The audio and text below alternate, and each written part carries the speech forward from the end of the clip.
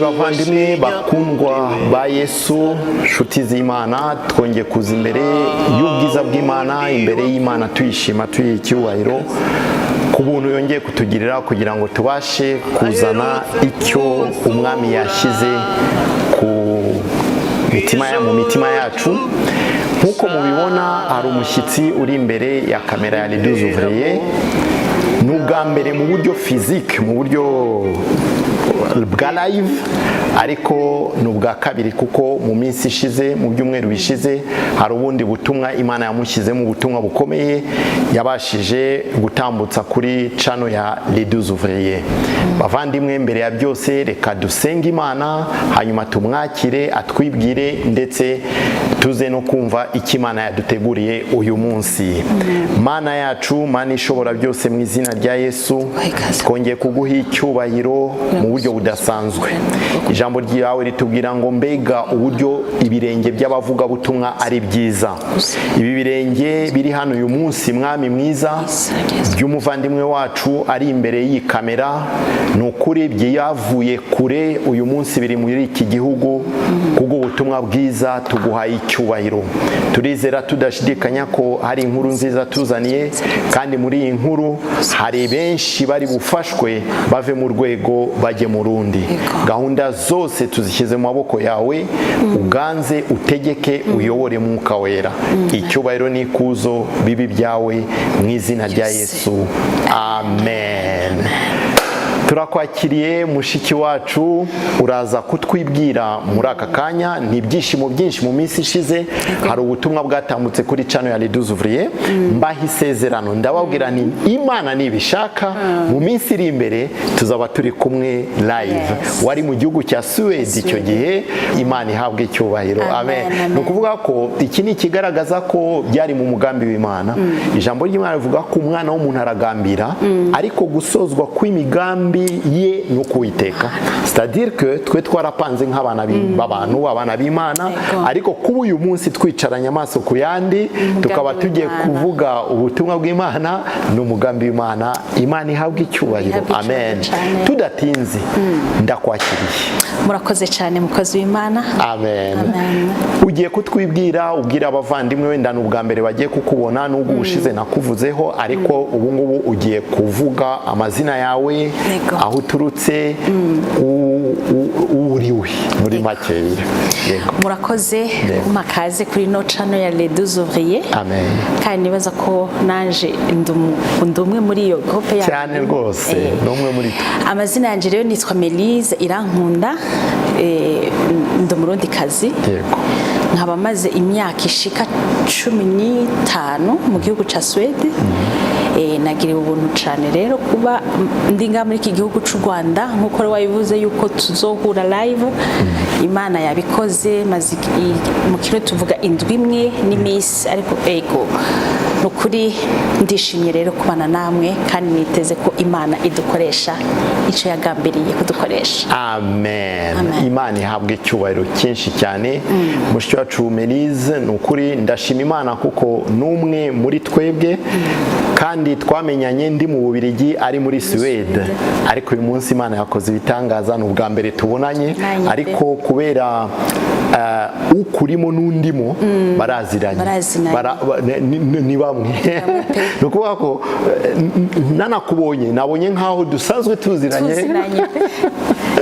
ariko ibyo ni byiza cyane. Icyo ni ikitwereka ko mu ijuru turimo kujyamo duharanire kuzasoza urugendo neza, kuko turi bamwe muri Kristo Yesu. Nta murundi, nta munyarwanda, nta muremure, nta mugufi, voilà, turi bamwe. Tudatinze, uyu munsi impamvu twagutumiye kwari kugira ngo tuganire. Benshi bakurikiye buriya butumwa bwanyuze kuri Les Deux Ouvriers, aho byagaragazaga uburyo icyo umuntu ashobora kuba ari akazuyaze. Okay, hari kuba umupagani, ariko noneho haba no kuba akazuyazi. Uri umupagani mugabo, uri umukristo mugabo, utari umukristo, utari no hanze. Cyane cyane buriya butumwa niho washingiye message watambukije, ku buryo ngiye bwankoze ku mutima cyane. Hari n'abandi bagiye bandika bakoze ku mutima, hari ikintu bwanyigishije. Ni igihe cyo kuva muri rya koti ukajya kuba guhitamo ukamesa kamwe mu kinyarwanda kwikura ijya koti nayo ikabisigura icyaha runaka umuntu aba akibohewemwo akaba ico gihe cyo kucikura ukaba mu ruhande rw'Imana aho Imana ishaka. Amen. Noneho buriya butumwa hari revelation yagize kugira ngo ubashe kubusohora. Siko bimeze? Yego cyane. Ikibazo cya mbere ndi gukubaze ese byaje gute, ariko nakwibutsa abakurikiye ubu butumwa bamenye ko ubwo butumwa buri kuri channel ya Les 12 ouvriers. Wowe urebe ni ubutumwa bwanyuze muri iyi minsi mikeya handitse ngo yari akazuyaze ibintu nk'ibyo, reka ndebe neza ne kuvuga ibitari byo kugira ngo uri bubashe kubikurikira abanze gukurikira ubwabanjije kugira ngo abashe gusobanukirwa ubwo turimo gutanga uyu munsi neza cyane. Amen. Reka ndebe juste no kuverifia kuri nuza yego mbugezeho. Aha, titre iravuga ngo yari akazuyaze yambaye imyambaro ibiri. Ubu ni ubuhamya bukomeye bwa MELYSE bushobora kugukiza. Amen. Buri hafi ndabona ibihumbi hafi 2 bagiye kugera bakurikiye ubutumwa. Ni ukuvuga ko muvandimwe ukurikire ubwo butumwa kugira ngo usobanukirwe icyo tugiye kuganiraho uyu munsi. Mushiki wanjye MELYSE, ikibazo mbajije cya mbere ni gute iyo revelation yaje, kuko njyewe mbubona nararebye ubuso ubwenge bw'umuntu si inyama n'amaraso, yari revelation ikomeye iturutse ku mwuka w'Imana. Ese byaje gute? Umwuka w'Imana abane nanje. Amen. Mu kugiranishura ibibazo donc no kwishura cyane nk'uwamaze gukurikirana kiye kiganiro. Yego. Uyo maybe nawe aribaza ico kibazo hamu utaragikurikirana nawe agikurikirane. Nk'uwakurikiye yanuze yose ari ahantu havuga kugena maze gukizwa mbana n'ujya muntu. Hari igihe cageze Imana iravuga iti sohoka ico si cyo kibanza cawe. Aho hari nko mu mpera y'ukwezi kwa 11/2013 mu nyuma harageze igihe mba numva yuko kuba turi kumwe nawe bibiye by'amabanga y'abakuze nabona umengo hariho amaso y'Imana ariko arandaba. Nkiyakiza icaha cyane kuko n'abantu barambarira bati MELYSE umuco n'umwijima ntibijana, uri mu caha wakije. Nkabyumva nanje kuko narumva ko hari ikintu numva kibujije amahoro, nkumva yuko Imana iri kwirandabiko ku buryo n'uwo muntu wamengo Imana yamukore, kuko naramubwiye nti ubu rero numva nakijijwe, numva ko aravyemera turisepara. Haheze igihe kumpaka nimuke mba mu cumba canje na bamucimba ciwe kandi akavyumva kuko yari yamaze kubona ko ndundi muntu nahindutse ndakiri wa undi MELYSE, hari ikintu kiri muri jewe gikomeye. Amen. Arabyumva. Kwimuka rero kwanje maze kwimuka hariho isezerano nagiranye n'Imana. Hariho novuga ko hariho nka vow nagiranye n'Imana. Narabwiye Imana warandinze kugira ngo ngire mariage nkiri uwisi, kandi naye namaze kumva urumva hamwe Imana imaze kungendera nkumva ca kibazo Imana imbajije ati hamwe ubufa nk'ubu ikibanza cawe nikiye. Narumvise yuko muri jewe avana sinumva ubutumwa ngo bwaca wamengo ni nk'ikintu gifunze mu maso mu matwi. Umugabo maze kubazwa ca kibazo n'Imana numvise ngize inyota, ahubwo ijambo nkarimira nkumva ndabitahura, nkumva ijambo ryose ndaritahura, nkumva afise inyota kugira nshake. Rero mu nyuma niho novuga maze kubwira Imana nti Imana warandinze, nkumva abakozi b'Imana batandukanye bavuga ko mbiye umukristo ari icaha kudivorsa nkavuga nti Mana warandinze sinagize mariage ndi umupagani iyo ndayikora kandi hariho ikintu nabona yuko ngize mariage n'uyu muntu amahitamo tunategereza kudivorsa ubwo nkavuga nti warandinze sinayikoze ndabwira Imana nti Mana mariage nzokora ni wewe uzoshira ko vue amen ndavuga nti ni wewe uzoshira ko nibi byo kuvuga nti ntashimwe fise no guha kuko wandinze byinshi ndavuga nti ishimwe no guha n'umutima wanje nkoresha icyo ushaka ndongeka iyo ushaka jewe am ready amen iyo niyo vaho nagiranye n'Imana maze hari ibintu dusezerana n'Imana Satani akaba ari hafi yacu aba ariko arumva ibyo muri komura mvugana n'Imana rero novuga ko Satani yumvise iryo sezerano ndi kugira n'Imana ni uwuzonzanira ni wowe uzoshize ko vue yego maze kwimuka rero mu 2014 nko mu kwezi kwa 4 novuga ko Satani hari umuntu yazanye uyu muntu aza yigize intama mugabo ari ibingira niko bavuga ari kirura aza ari yigira umukozi w'Imana kandi akambwira abakozi b'Imana kabisa bakorana nzi n'urushengero ari mu ndaruzi mugabo yaje abeshera Imana yaje kandi nyuma nuko Imana yaciye imushira ku karubanda kwa iramugaragaza aranava no muri ibyo bintu yari kwarabesha kwa mukozi w'Imana aje aza yigira nyine yuko aje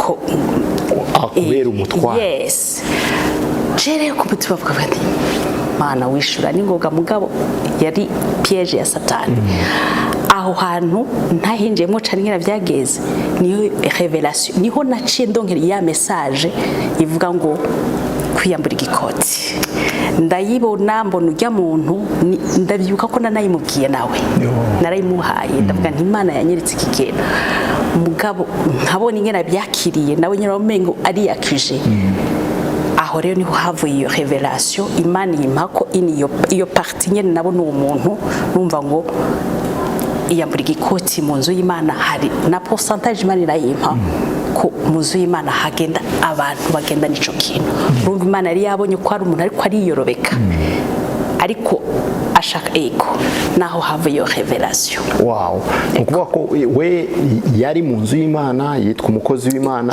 yitwa buri kimwe cyose ariko agendera ibindi yego okay aho niho Imana yaguhaye iyo revelation urayishurirwa neza uhita uyishyira mu bikorwa ubwa mbere babwakiriye nabonye ari mu gihugu cya Suède sinzi niba ari bwo bwa mbere wari utanze muri ubutumwa mu bwa mbere hari mu gihugu c'Ubuganda mu Buganda naragiyeyo ndabasangiza gusa iyo parti ntoya uko kuntu nayibonye inyereka umuntu donc umuntu yambaye impuzu y'umweru n'ico ku rutugu ndayibasigurira gato gusa uko Imana yinyeretse mugabo ibakora ko cane mugabo aho nyene muri ico gihugu niyo Imana yacivugira ya message ati iciye mu mukozi w'Imana ati hari ntahe yawe izobohora abantu benshi aho sinari bwayumva iyo ntahe yariyo mugabo ngarutse muri Suède niho indyamye Imana yacinyigisha iyo ikanyereka rero kujya kuntu bajya abantu batatu mwabona Imana yabinyereka muri vision nkabona ndyamye nk'ikangura saa 8 ikanyereka gutya nkabona mbona abantu je ndi kuri podium niho yagira ya profondisa ya message inyereka wa muntu yambaye umukara na wa wundi yanyereka nyene ava kubera ujya muntu yego uko mwabibonye muri rya message niko Imana yabinyumbwiye ndi mu Buganda kandi ubwo message ya mbere natanguye kwitanga nta no kwezi guheze mbere yuko nza ngaha muri Kigali ari muri Suède yego mbere ni muri Suède niho natanguye burambuye ari rya wacishira kuri ntuze kuri YouTube ndakibutsa utarakurikiye ntago turi busubiremo ubwo butumwa ariko nababwiye aho ushobora kubusanga ni ubutumwa bukomeye cyane aho agaragaza abantu batatu umuntu wa mbere agaragaza ari umuntu wambaye igikoti mukara donc ni umupagani ari place nyere hahandi mu isi kwa satani kabisa. uwo ni Uyo umupagani. umupagani pe. Uwa kabiri Uwo nawe yaramaze kumenya Imana, yarakiriye agakiza, akorera ndetse akorera Imana muri rusangi, ari mu ishengero, afise imirimo y'Imana mu ishengero, nimba ari umukozi w'Imana runaka, mu pastor, umuki, umuririmbyi, umudiakoni, donc umukristo asanzwe. Nabo bantu bamenye Imana mugabo bagifise ikintu batarikura ngo babe abakristo Imana yishimiye muri make. amen. Uwa gatatu nawe n'ugiye yambaye umweru, uwo kabisa yaramaze kuba ariko aranigana no kugira ati Imana ndashaka gukiranukira, shaka kuja mu ijuru. yameshe kamwe. Yameshe ubu ni umukizwa, akirwana nyine kuko ku isi umwanya munini tufata mu ntambara, ariko aracyahanirana kugendera mu gakiza kugeza zasoze urugendo neza. Urabona kuko nayo nabivuze, urabona ko yaba yambaye impuzu y'umweru, impande yiwe cya gikoti cyaratibutse. Mugabo hari igihe umukristo naho ubo warakiri kumva hariho icyaha kiriko kiragutanta, ukumva umenga uri kura ushaka gusubiza amaso umuco wahevye. Imana isigura yuko hari abadayimoni just bari ngaho ariko bashaka kugira bakizamure bakikwambike. Rero urumva Imana ivuga kuko ni naho Imana acimbira ati abantu ngutumyeko abo bantu babiri, uyo hagati n'uyu mubwire aterere hasi kugira aje mu ruhande rwanje, uyu nawe akomeze ahubwo yumvise aroye mu ntege nke asenge apana isengesho rimwe ryo kugira iki rya autorite kugira ngo abo badayimoni biruke. Nuko cya gikoti tubona hasi cy'umukara, kuko umuntu wambaye umwenda w'umweru juste hasi hari umukara. Voilà. Ça c'est une bonne révélation. Ni hishurirwa rikomeye cyane Imana igumugisha, no kuvuga ko icyo twakigereranya nk'ibyaha nk'isi, kuko turacyari mu isi ariko biracyazenguruka iruhande rwa ni naryo jambo Imana yabwiye Kayini ngo icyaha kiradugaduga kirazunguruka ariko ufite ububasha bwo kukinesha. Haleluya. Yes. Nuko kiba kiraho hafi ariko ni twebwe bwo tugomba guharanira kukinesha. Kandi reka ndakubwire mukozi w'Imana, umaze kumva yuko iyo usenze rya sengesho rimwe wumva ugize autorite ukumvuga kubita kabisa ukigiza kuri mudayimu, urumva haciye igihe umengo urahumeka umwuka umengo nta kintu ama attack nta ma attack usubira kumva. Mugabo hari igihe uja mu isengesho rimwe rya gutyo ryo kwikura. No, Imana avuze ati isengesho rya autorite ryo gukubita kabisa ugakubita abadayimoni bagaja kure yawe, aho umara igihe wumva yuko uri free, wumva umengo nta kintu kumva kabisa ko mu mwuka umeze bya. Imana ihabwe cyubahiro. Ikindi ndimo kubona ubutumwa cyane cyane bugenewe abari mu rusengero ahanini cyane mu rushengero pe, kugira ngo itorero ritungane ni message yo gukanguka. Kuko uribuka yuko jewe nakoze indirimbo, izo ndirimbo Imana ikambwira ngo namaze imyaka myinshi naramaze kuronka iyo message iri full muri jewe kabisa, mvuga ndindire ryari nzoyitanga hamwe mari gihe ndira mvuga ni Imana nk'ubu Yesu yoza naratanga iyi message wovuga ngo naraga sinashatse, mugabo Imana yari irambwira ati kora indirimbo, izo ndirimbo zirahari, ni Imana ishimbira iti iyo album ni indirimbo zishika nka 6 gutyo, uyite album kandi uyite izina igihe niki, kuko nizo ndirimbo zirimo no message igihe niki ni kapana ryari. Ni indirimbo rero na message yo gukangura umugeni wa Kristo, mu Kristo aheba ibyo ari ahagarara Imana ishaka. Amen. Wow. Imana ihabwe cyubahiro cyane. Kuri icyo gice cya mbere tugitambutseho hari ijambo ry'Imana ngiye gusoma riri ijambo benshi bazi ariko ngiye kwibutsa abantu. Abikorinto ba kabiri ibice 5 ku murongo wa 17, ijambo ry'Imana riravuga ngo umuntu wese iyo ari muri Kristo Yesu aba ari icyaremwe gishya, ibya kera biba bishize dore byose biba bihindutse bishya. Kuki nsomye uwo murongo? MELYSE twamenyanye i Burayi, nkuko abarimo gukurikira ubutumwa bareba ayo mafoto kuri screen zabo. Oni MELYSE before mbere, oni MELYSE after uyu turi kumwe nawe hano ni after nyuma ariko abo bombi bari bakiri mu gakiza bari mu gakiza kuko icyo gihe ntabwo wari umupagani nkumenya na sinkuzura umupagani uzura umukristo ariko before iyo foto wabona aho ngaho hari igihe bigoye kumva ko ari uyu nguyu kuko uwo babona ndabona amarasta niba ari amarasta niba ariko bayita niba ari amadrede wakubita udukabutura utupantaro utumekap rouge à lèvres udutoboro udukisinzi dushire tukufi ibyo byose none byagenze gute kugira ngo uvaho ugera ahangaha byabaye urugendo rutoroshe kuko Imana nyene yasanze ndi muri ubwo buzima kandi abyibuka ko maze gukora izo ndirimbo hari abakozi b'Imana bamwe bambwiye bati MELYSE rero izo ndirimbo uriko uraririmba ubu hindura uriwe hindura physique muhinduke je ibyo sire bwabyumve tukabipfa kabisa kuko nase kubumvira kubera guhinduka byarangoye ndabigumye uko ya message ahubwo aribyo nibaza ko Imana ariyo mpamvu yafunze ko ni message idatangwa kuko nayi 2020 nibaza ko Imana yashatse ntashatse ko ndayitanga ntara kuko nta kuntu ushobora kuza kubwira umuntu ngo ugira gutya nawe ukiri muri bya bindi kuko ibi naba mfite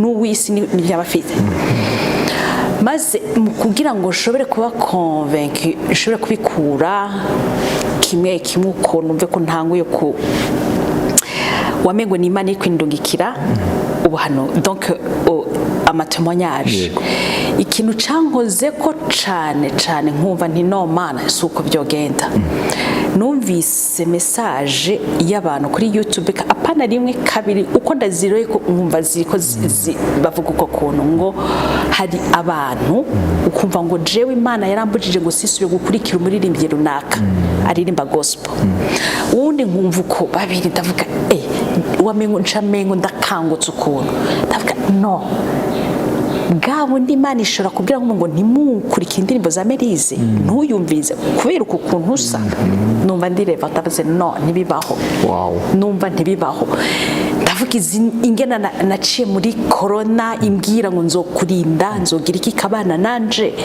hamivuge ngo kubera yanse guhinduka ngo ntimumukurikire ntimuzikurikire ndavuga no ndabyibuka ko muri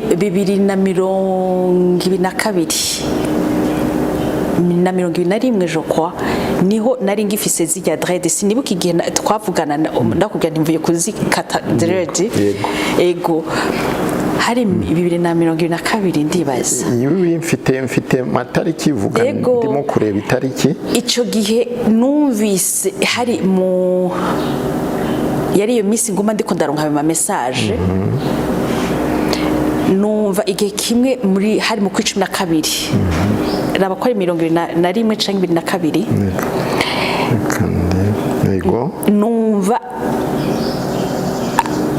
hari à la fin de l'année matariki mengo 2029 le 30 et le 31 numva Imana irambujije kuja ku kazi kandi yari misi nibyo ngiyo le 30 hari le 30 décembre 20 nari mvuye kuzikata izo dread kuko nari niyugaranya ahantu mu kumba kanje naritse kuja ku kazi tariki 29 ni nayo foto aho ngaho abareba foto barabona madrid maremare cyane ariho n'udusaro n'ibiki ishenete nziza cyane mu ijosi amaherena aryoshye ku matwi voilà nuwo ngo noneho abareba iya kabiri na marinette yawe kandi nayo sa ya fiere na ya maso sibyo ya madrid ntayo wa mukufi na mbona ya matwi amaherena ntayo ego bice bigenda uko numva ico gihe numva ngo ningume mu rugo narasivye ngo ndaheba amahera ya nari guca iyo misi n'amafaranga meza cyane y'umuntu ari gukora iyo misi mikuru ya la fin de l'année iki ndasiba nguma mu rugo mugabo nkumva kubera namaze kumva ivyo bintu hari ukuntu numva umengo mu mutwe wanje harimo ibintu ibintu biriko biraza nk'ukuntu umengo ni ubuntu bw'ubuyokayoka buri mu mutwe nkumva umengo ama demangezo mu mutwe. Ico gihe nari nciye ngwara ukuntu wari nifise ikintu umengo ni grippe mugabo ndahuhana mu masengesho yanje. Ewa na lo 30 nambaye maske ndagenda ahantu baza kuzikata numva umengo sininjira muri umwaka mushasha ngifise izo dread. Izo nizo nahereye ko abazinkasa baravuga ati ukasi dread nziza kubera ikitavuga oya zikate. Izo zibaye zimvuyeho numva amahoro numva umengo mu mutwe atukazimvuye ko numvise ukuntu meze ukuntu ndyohewe cyane umengo ndaruhutse ndaremurutswe canangura kuniga ibyo bintu by'ama makeup nukuri igendi irankura ko kimwe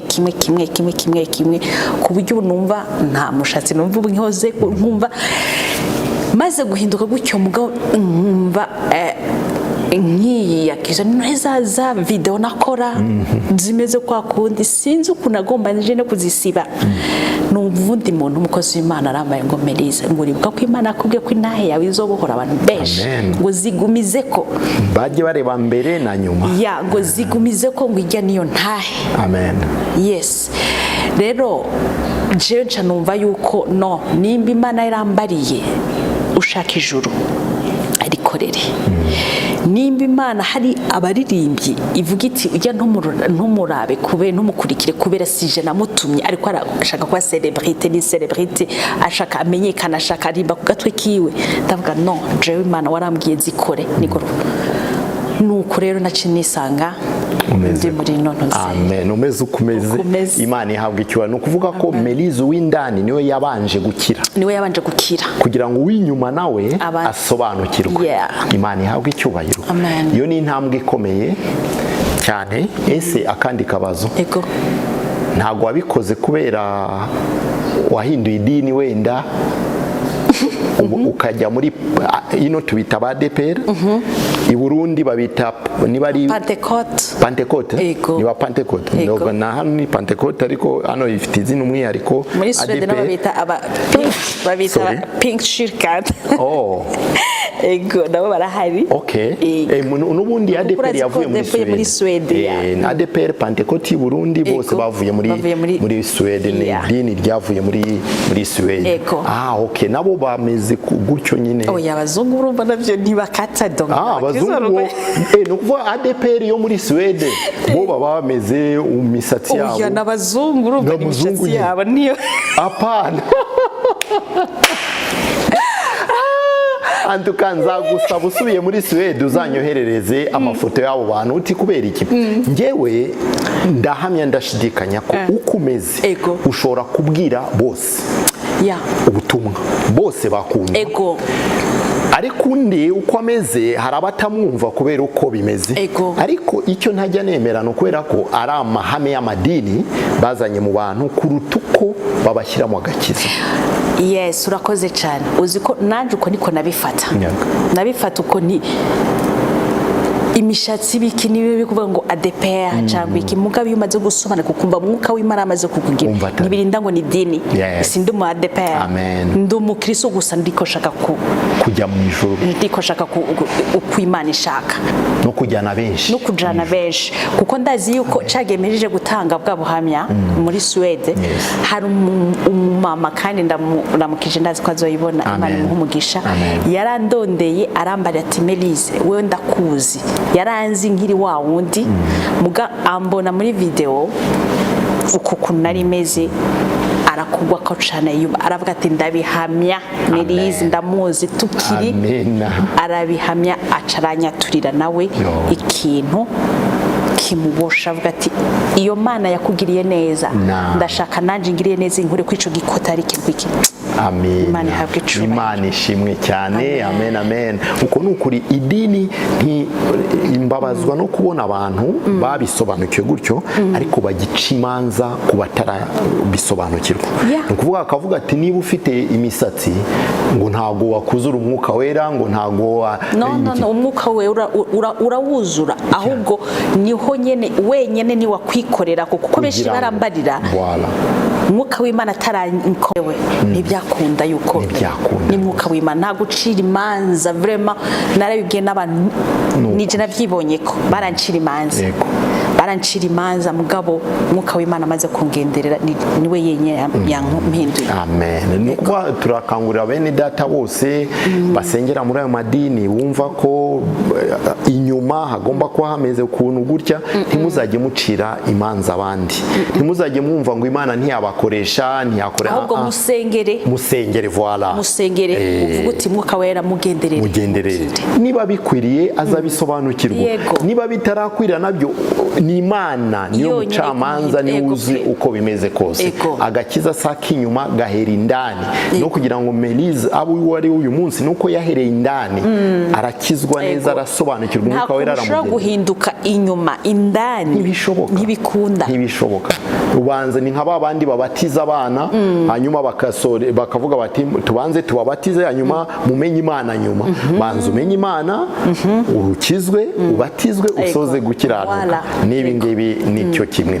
Ese ubutumwa umaze kubutambutsa muri Suède no kuri za channel zitandukanye, yaba kuri iriya channel yo muri Suède no kuri les 12 ouvriers, hari impact umwe hari ama message ngewe nakubwiye ko banditse nayo nakiriye, hari impact wenda y'umuntu runaka ushobora kuvuga uti nzibye hari icyo byakoze cyane gose kandi byanatumye bimpa courage cyane, ndavuga nti Imana ndabonye kimwe, avuga uti INTAHE uzobohora benshi. Amen.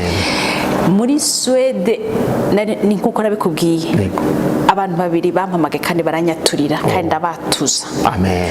Harimwo umusaza wacu umwana w'umuhungu Satani yamwambitse ico gikoti c'ubutinganyi, ariko ararira ingena bivamo, arira ingena biva anigana byanga. Mu nyuma ico gihe nari ndyamye isangamwo message voice nukuri, kandi ndazi ko azokurikirana iki kiganiro. Imana imukomeze cyane, azavane benshi nawe cyane. Amen. Sanga sizemwo voice ambwira ati nakubonye, arambwira byose, arambwira ati ndagukeneye.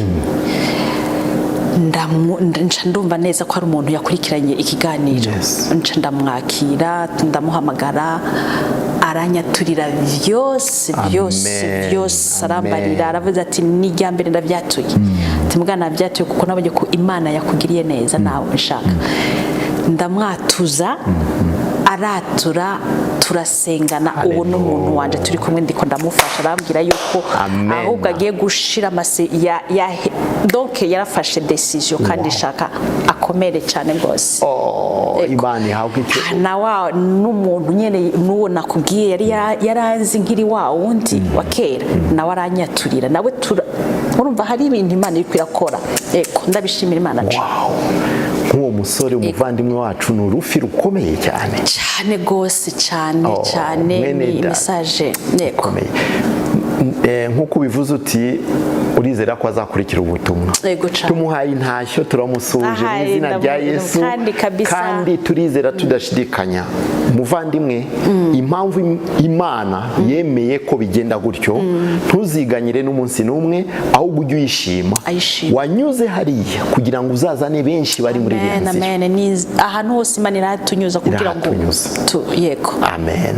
Ni ukuvuga ko uyu mubyeyi azagukurikirana mu buryo bw'umwuka, ni umubyeyi wakubyaye mu gakiza, azagukurikirana agufashe uburyo ki urwo rugendo muzarukomeramo ndetse n'abandi benshi. Amen. Tugeze ku musozo. Imana iguha umugisha. Urakoze cyane. Ni ukuri mu izina rya les 12 ouvriers, mu izina ry'abakunzi ba Kristo bose binyuze muri iyi channel, turashima Imana ku bwawe. Nanjye ndashima Imana cyane, ndashimye ko mwanyizeye kandi ko Imana yakuvugiyemo. Urumva ibyo binyereka ko mukozi w'Imana ufise ishaka yuko umugeni wa Kristo ni ukuri pe abandanya kabisa yezwe, kuko urazi turi mu gihe Satani we wariko arakora ku mimbiri cyane, ariko arakora yihuta cyane. Rero natwe Imana iri kwirabyura abantu bari mu ruhande rwa kugira ngo bakangure ba bantu satani ariko arazubaza kugira ngo Yesu aze asange bakiri handi barimbukane nawe. Yego ndagushimiye rero ko nawe uri kurafasha gukwiragiza iyi message kugishike kuri Imana ihabwe icyubahiro cyane. Amen. Namwe bavandimwe mwese turabashimiye. Imana ibaha umugisha no kuri Imana itibagirwa imirimo y'abera. Izajye yibuka buri kintu cyose ukurebye ubutumwa ukawupartaja ugasengera umuntu ukagira iryo shyaka ryo kujya gushaka intama yazimiye. Imana iguha umugisha. Dusoje reka tugusabe udushyire mu maboko y'Imana. Amen. Data ushoboye byose Mana, nta kiba kubw'ubusa mwami, byose biba kubw'umugambi wawe. Ndagushimiye ko uri Imana ivuga igasohoza. Ndagushimiye ko uri Imana idakora nk'abantu. Ndagushimiye ko imigambi yacu udufise ko ni uyizi. Ndagushimiye ko uco wari waravuze mwami Imana ukaba uri kuragisohoza. Aho twe tutabona, aho je ntabona aho bizoca, ariko Mana waruzi isaha yawe igeze. Ndagushimiye ko iyi ariyo saha washimye ko message yawe itambuka. Ndagushimiye ko wanzanye muri kino gihugu. Ndagushimiye urahanzigamiye. Ndagushimiye ku mirimo iri kwirakoreka hano. Ndagushimiye ahantu hatandukanye uri uranyinjiza, kuko narakubwiye Mana ni umuryango uzugurura ni wonzinjiramo. Urakoze ku byo umaze gukora. Ndagushimiye ndakwereka ku muntu wese azokumva iyi message aho izoshika hose mu mpande zine z'isi. Mana n'umurimo wawe uzi impamvu wabivuze yuko wabonye ko umugeni wawe hari abasinziriye. Reka rero rigira ico rikora ku mitima yabo. Nsengeye umuntu wese azokumva iyi message Mana, kumwe ngo imvura iva mu ijuru ikameza ubutaka. Reka iri jambo rimwe rihindure umutima umuntu wese. Urushe Mana umuruhure. Uwo satani yashize mu kibare kiwe Mana mukureyo mu izina rya Yesu Kristo. Reka iminyororo yose iboshe abana b'Imana. Ndasenze ngo mu izina rirengeye amazina yose rya Yesu Kristo icikagurike. Reka iyo nyanja iri irababuza kwambuka, reka icikemo kujya uyambukije bwoko bw'Abanyisiraheli. Reka Farao ariko arabakurikira ariko abiruka inyuma, abava inyuma ubwoko bw'Imana bwambuke maze bashike i Kanani. Mu izina rya Yesu Kristo ndazi ko Mana wabikoze kandi ubizi ko uzobikora Mwami. Ndagushimiye izina ryawe ari ryo rishigwa hejuru. Udukoreshe ubikora kubwo kwihesha icubahiro. Twe tube ibikoresho ariko wewe abari wo wivugira. Mwuka w'Imana ugenderere umuntu wese yumvije message. Ugenderere umuntu wese umwereke Mwami Imana inzira yakwiye gufata. Mu izina rya Yesu Kristo w'i Nazarete tubisenze tuvyizeye ko bikoretse. Amen. Amen. Amen. Amen. Bye bye. Bye. Imana iguhe Imana ibahe umugisha namwe mwese. Amen. Harimera mu butumwa kwita